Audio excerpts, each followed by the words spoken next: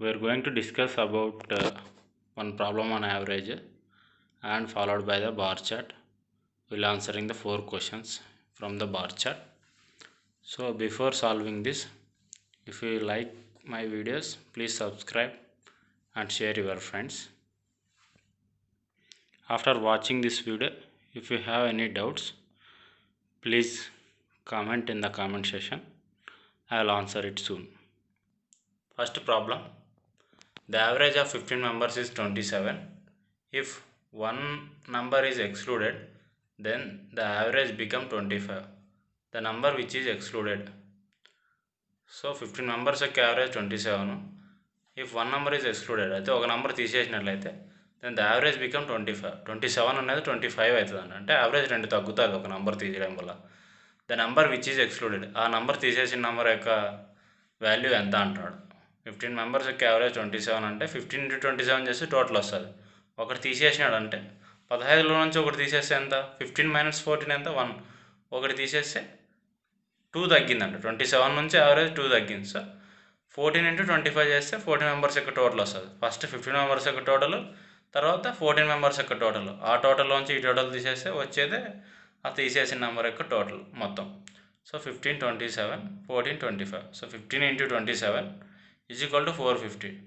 15 into 27 so చేసుకుంటే 450 వస్తుంది. So 14 into 25 is equal to 350. So తీసేసుకున్నట్టయితే 50 is the excluded number. In the same same example, I'll give one more problem. You solve and give the answer in the comment box. If you do so, I'll be happy. So take a note of this problem. In a class, there are 50 students. Their average weight is 45 kg. When a student leaves the class, the average is reduced by 100 grams. Find the weight of the student who left the class. So ఒక క్లాస్లో 50 మంది ఉన్నారు. Their average weight is 45 kgs. When a student leaves the class, ఆ student ఆ class నుంచి వెళ్ళినట్టయితే the average is reduced by 100 grams. So find the weight of the student who left the class. ఎవడైతే వెళ్ళిపోయినాడో వాని యొక్క వెయిట్ ఎంత అనేది మనం కనుక్కోవాలి. Please solve and give answer in a comment section. Let's come to the bar chart. So let's see the bar chart straight away. Study the following bar chart which represents income and expenditure of a company, and there are following questions and answer it. So ఇక్కడ bar chart ఇచ్చాను మనకి. అది ఏం represent చేస్తుందంటే income, expenditure. So income ఏమిట్లో represent చేస్తుంది, ఇక్కడ చూసినట్టయితే మనం బ్లాక్లో, సో బ్లాక్ ఫిల్ చేసినట్టయితే దాన్ని ఇన్కమ్ అంటాం. ఎక్స్పెండిచర్ని రెడ్ బబుల్ చేయడం లోపల రెడ్తో ఉన్నదాన్ని ఎక్స్పెండిచర్గా మనము we can find out. So ఇక్కడ ఎక్స్ యాక్సెస్ మీద చూసినట్టయితే ఇయర్స్ 2001 నుంచి 2004 వరకు ఇచ్చినాడు ఎక్స్ యాక్సెస్. ఆ X axis we are taking years 2001 to 2004. So తీసుకోండి.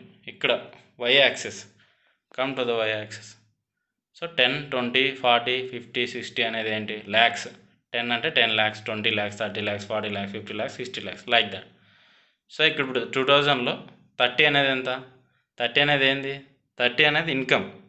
సో 30 అనేది ఇన్కమ్, 20 అనేది ఎక్స్పెండిచర్. ప్రాఫిట్ కావాలంటే ఎంత, profit is equal to income minus expenditure కదా. సో ఇన్కమ్ ఎంత ఉంది 2000 ఇయర్లో, 30 lakhs ఉంది. ఎక్స్పెండిచర్ ఎంత ఉంది, 20 lakhs ఉంది. సో 30 - 20 చేస్తే 10 lakhs is the profit. So ప్రాఫిట్ని ఎలా లెక్కేయాలో అందరూ తెలుసు కదా. Profit is equal to income minus expense. So మన లాభాన్ని ఎలా లెక్కించాలంటే మనకు వచ్చినటువంటి ఇన్కమ్ ఆదాయాన్ని మైనస్ ఎక్స్పెండిచర్. సో ఆదాయాన్ని వ్యయాన్ని తీసేస్తే వచ్చేదే లాభం. సో లైక్ దట్ అలా చేయాలన్నమాట.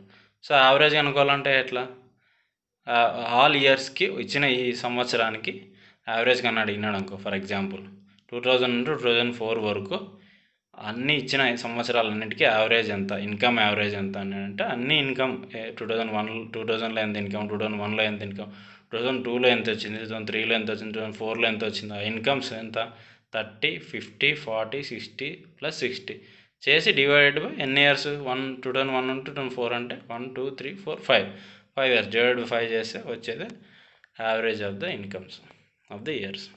So like that let hope you understood the graph.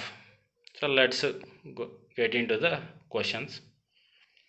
So first question, what is the difference of the profit between the years 2001 and 2002?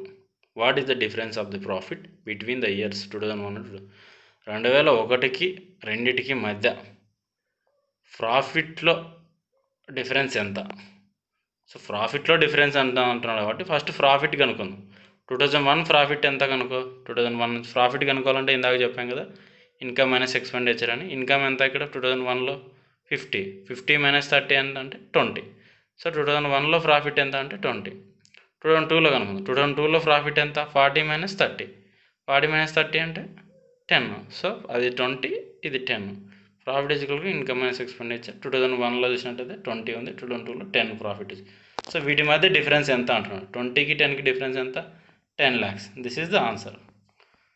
So మీకు అర్థం కాకుంటే పాస్ చేసుకొని చూసుకొని ఆన్సర్ చేయండి. So next question, second question, in how many years the income of company is more than the average income? ఎన్ని సంవత్సరాలు ఒక company యొక్క ఇన్కమ్, ఆ కంపెనీ యొక్క income is more than the average income. So average income కన్నా ఏ company ఎన్నిసార్లు ఎక్కువ income వచ్చింది? ఫర్ ఎగ్జాంపుల్ యావరేజ్ 30 వచ్చింది అనుకుందామండి, అన్ని సంవత్సరాలకు గాను యావరేజ్ ఇన్కమ్ 30 వచ్చింది అనుకో. సో 30 కన్నా ఎక్కువ ఎన్ని సంవత్సరాలు ఇన్కమ్ వచ్చిందంటే అప్పుడు లెట్స్ సీ. సో ఈ సెకండ్ క్వశ్చన్లో మనము యావరేజ్ ఇన్కమ్ని ఫైండ్ అవుట్ చేద్దాం ఫస్ట్. సో యావరేజ్ ఇన్కమ్ని ఎలా కనుక్కోవాలో మీకు తెలుసు కదా. యావరేజ్ ఇన్కమ్ అంటే ఇన్కమ్ అన్ని సంవత్సరాలకి లెక్కేయండి, అన్ని సంవత్సరాలకి తీసుకోండి. అంటే 2000లో 30, 2001లో 50, 2002లో 40, 2003లో ఎంత income 60, 2004లో 60.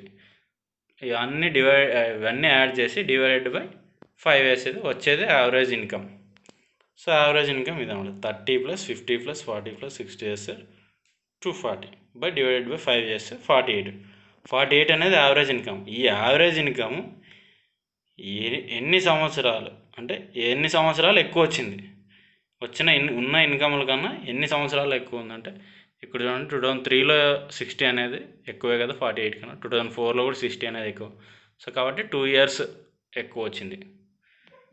In how many years the income of company is more than the average? ఎన్ని సంవత్సరాలు ఎక్కువ ఉంది అంటే 2 years. Average 2 years. అవి ఏ సంవత్సరాలు?